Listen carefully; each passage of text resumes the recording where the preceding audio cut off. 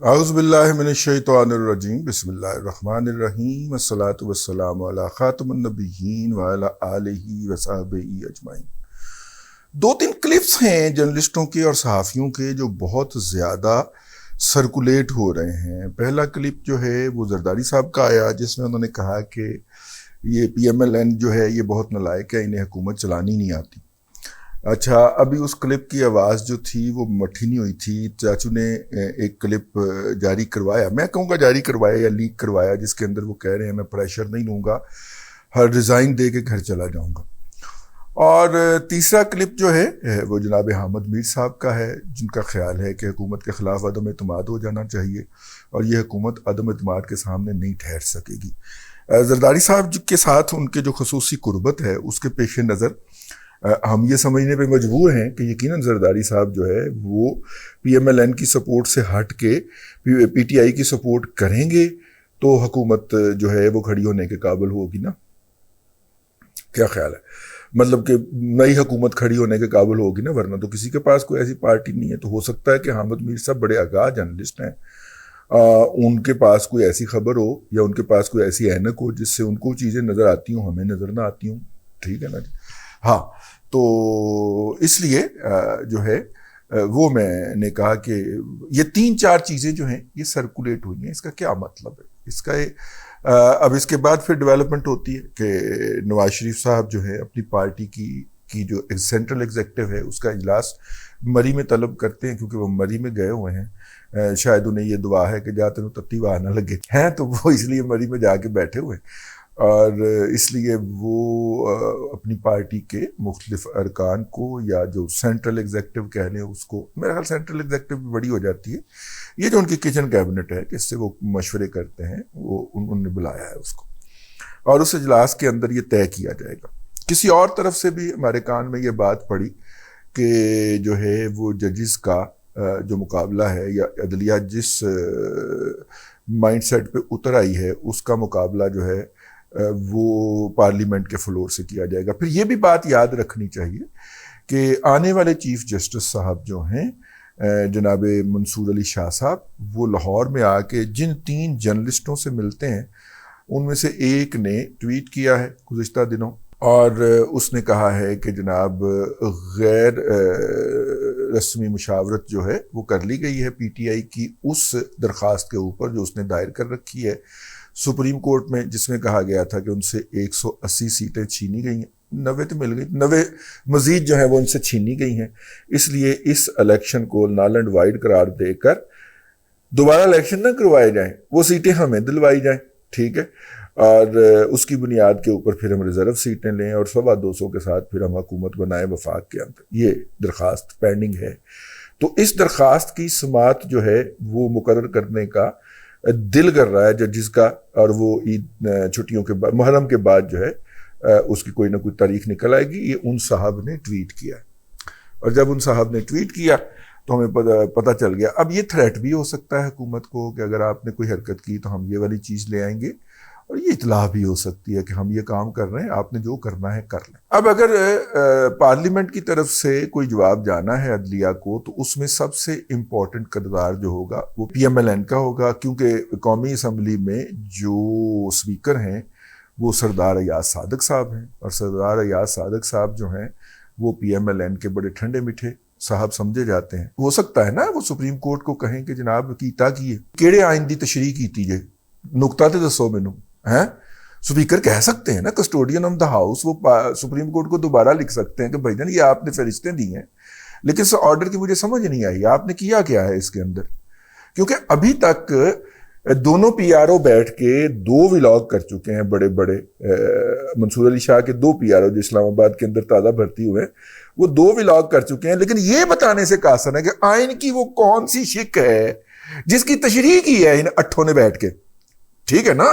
یہ جو لال بجکڑ ہم نے پالے ہوئے ہیں، انہوں نے جو تشریح کی ہے آئین کی، وہ کیڑی شک دی تشریح کی تھی یار، اور کس نے تحت فیصلہ کیتا؟ جب قانون جج بتاتا ہے کہ آئین کی اس شک کی ذیلی دفعہ اس شک کے تحت میں یہ والا فیصلہ کر رہا ہوں، ٹھیک ہے نا، اور یہ جو آئین کی شک جو ہے اس کی یہ تشریح جو ہے نا وہ یہ ہے جو میں کر رہا ہوں، تو لہٰذا اس کے تحت میں یہ کام کر رہا ہوں۔ وہ کتنے کی تیجے وہ انہوں نے چھوڑ دیا. واردات ہے نا, بریک واردات ہے نا, وہ ڈیٹیلڈ ججمنٹ کے اندر بتائیں گے. پہلے یہ کام کر کے لے آؤ, بٹ ڈیٹیل ججمنٹ بعد آئے گی. یہ کام کر کے لے آؤ. جسٹس تھے ارشاد حسن خان صاحب. ہر 2 نمبر جج جو ہوتا ہے نا وہ کبھی ڈیٹیل ججمنٹ نہیں دیتا. 550 ڈیٹیل ججمنٹ بغیر لکھے بندیال کر دفاع ہو گیا. ٹھیک ہے نا. یعنی کہ آپ اندازہ فرمائیں کہ ایک خاتون جو تھی وہ کسی صاحب کے ساتھ فرار ہو گئی اور ان کے 5 بچے تھے. 5 بچے یہی نس دیے نا, کیونکہ انہوں نے سچا پیار نہیں ملیا ہوں. وہ جناب کیس چلتا ہوا جو تھا وہ سیشن کورٹ سے ہائی کورٹ پہنچا, اور ہائی کورٹ میں آ کے نا تو ارشاد حسن خان صاحب نے وہ خاتون جو تھی وہ واپس لوٹا دی پہلے والے ہسبینڈ کو, 5 والے کو. وہ شیر دی بچی 2 بچے ہوتے بھی جم بیٹھی ہوئی سی. ٹھیک ہے. اچھا وہ واپس لوٹا دی, وہ واپس چلی گئی, اور واپس جا کے اس خاتون نے اس گھر کے اندر پھر ایک بچے کو جنم دے دیا. 5 سے 3 8 ہو گئے. 8 اس کے بچے تھے, ججمنٹ ریزرو تھی. وہ جس کے 2 بچے جان کے وہ واپس چلی گئی تھی, وہ کہتے وہ کہے کہ ججمنٹ آوے تو میں اپیل کرا. وہ تو پھر بعد میں ہوا نا کہ شارٹ آرڈر کے اوپر بھی اپیل ہو سکتی ہے. وہ کہے کہ جناب ججمنٹ آوے, اور ارشاد حسن خان مشرف کو اندھی پاورز دے کے, بلینکٹ پاور دے کے آئین کے اندر ترمیم کرنے کا. یہ لاہور ہائی کورٹ کی بات ہے. وہ لاہور ہائی کورٹ سے سپریم کورٹ گیا, دفاع ہوا. ابھی بھی بدرو زندہ ہے, کبھی کبھی آرٹیکل لکھتا ہے. یہ بدرو جو ہے نا, اس طرح کی بدرویں جو ہیں ان کو موت بھی نہیں آیا کرتی. وہ ارشاد حسن خان ابھی بدرو ابھی تک زندہ ہے. کسی کو برا لگے بھلا لگے, مجھے اس کی قطعاً پرواہ نہیں ہے. جس نے آئین شکنی کی ہے اس کو انہی الفاظ میں یاد کیا جائے گا. تو ارشاد حسن خان جو ہے وہ بھی زندہ ہے. وہ اتھی اجے تکر پھڈا پیا آیا. وہ 2 بچے جڑے انہیں درمیان چ جننے وہ حرام دے نے, لیگل نہیں یا انلیگل نے. ٹھیک ہے. وہ جنرل ناس کے گئی سی, اور واپس آ کے جڑا پھر انہیں واپس حقوق زوجیت ادا کرنے شروع کیتے ہیں پہلے والے خامن کے. اس کا کیا بنے گا؟ وہ بچے شادیاں دی عمر میں پہنچ گئے, ہوں تو خیر بچے بھی آپ بچیاں والے ہو گئے ہوں گے. لیکن ارشاد حسن خان نے ڈیٹیل ججمنٹ اس پہ نہیں دی. ہائی کورٹ سے سپریم کورٹ چلا گیا, سپریم کورٹ کا چیف جسٹس بن گیا. لیکن یہ جتنے بھی وارداتی جج ہوتے ہیں نا, یہ ہمیشہ شارٹ آرڈر سے کام ٹپاتے ہیں, کیونکہ شارٹ آرڈر لکھا اور ڈیلے کر دیا. کیونکہ ڈیٹیلڈ ججمنٹ کے اندر آپ کو جسٹیفائی کرنا پڑتا ہے. تو وہ جسٹیفیکیشن کے لیے آج کل ججوں نے پی آر او رکھے ہوئے, ایک کالا تھے ایک چٹا. کالا بڑا ڈاڈا سی نا چٹا بڑا ڈاڈا سی, اصل وچ کتیاں دا ابو بڑا ڈاڈا سی. نہیں کہنا بھائی, ایک شعر ہے, ایک شاعر نے کہا ہے, وہ سرگودے کے ہیں. تو ہاں, تو وہ میں نے کہا ایسی کوٹ کر دے, نہیں آپ نے اس کی طرف نہیں جانا, اور دماغ ادھر لے آؤ, ادھر لے آؤ, ادھر نہیں دماغ لے کے جانا, ادھر لے آؤ, واپس لے آؤ.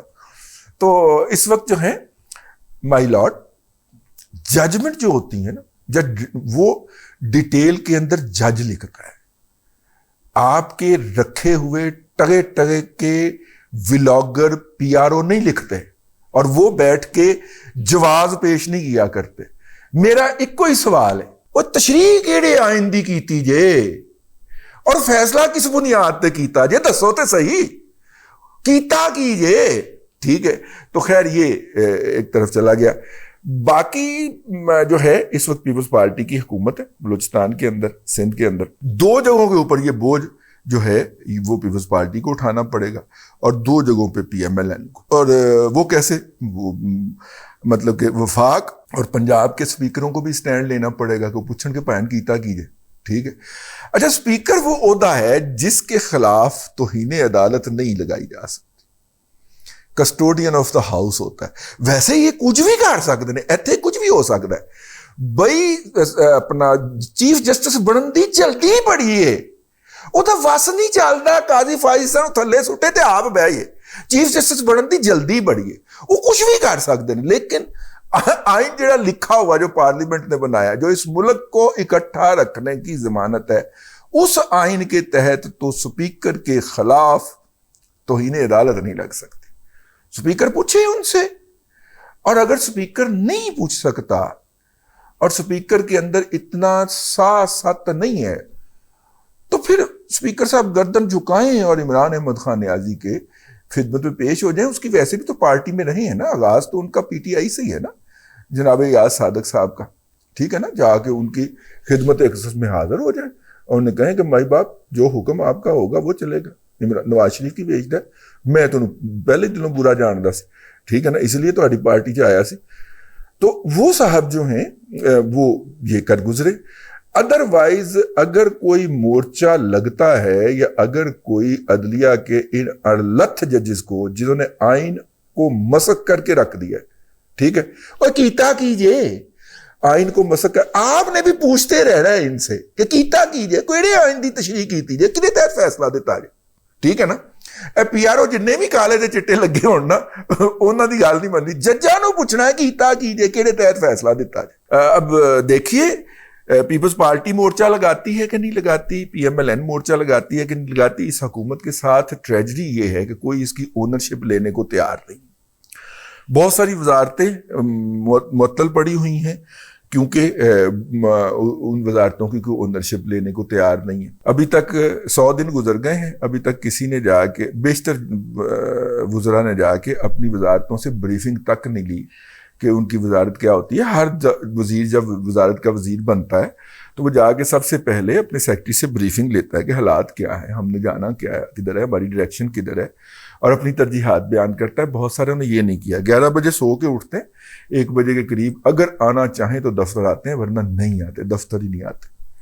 یہ اسی لیے چاچو کے منہ سے یہ نکلا کہ میں سارے وزیر جو ہیں وہ کام نہیں کر رہے. سارے وزیر کتوں جناب, میں وزیر نکال دوں گا, یہ کر دوں گا, وہ کر دوں گا, کٹو نہ اپنا ایم کے ایم دے دوں یا کاف لیگ دے دوں, حکومت نہ ڈگ جائے تھے. بڑکا نہ مارو, ویسے ان کو ساتھ لے کے چلے, ٹھیک ہے نا, ان کو ساتھ لگائیں, ان کو بلایا کرے, کہیں پہ جانا ہو ان کو ساتھ لے کے جائیں, خاص طور پہ اتحادیوں کو. وہ آپ کے ہاں رواج نہیں ہے, تو اس لیے پھر شکوہ بجا نہیں ہے, بے جا ہے. تو بہرحال جاتے جاتے وہی بات, بھائی جان کیتا کیجے, وہ دسو تو صحیح کیڑے آئین, کیڑے قانون, کیڑی شک دے تحت فیصلہ دیتا جے, اور کی فیصلہ دیتا جے, کیڑے آئین دی تشریح کیتی جے, اور کدے تحت سیٹاں واپس کیتیاں جے.